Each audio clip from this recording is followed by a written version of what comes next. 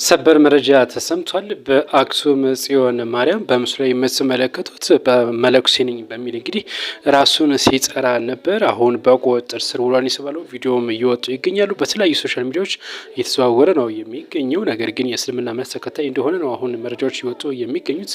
እናም ለበርካታ ጊዜያት እንግዲህ ሲያጭበረበር እንደነበረም ጭምር ነው እየተነገረው። ጥርሱንም ብሬስ ተሰርቶ መለኩሴ ነኝ በማለት በተለያዩ ቤተክርስቲያናት በመግባት እንግዲህ ሲያጭበረበር ነበር። እናም በአክሱም ጽዮን ማርያም እንግዲህ ቀኑ ደርሶ በቁጥጥር ስር ውሏል ነው የተባለው። መጨረሻ ላይ ቪዲዮውን ምን መጋብዛችኋለሁ እና በቁጥጥር ስር ውሎ ለህግ እንዲቀርብም እንግዲህ እየተሰራ ነው የሚገኘው ማለት ነው። እጅግ አሳዛኝ መረጃ ነው። ቤተክርስቲያን እንደዚህ ባሉ እንግዲህ ወንበዴዎች መጫወቻ መሆኗ ብዙዎችን የሚያስቆጣ ጉዳይ እንደሆነ ይታወቃል።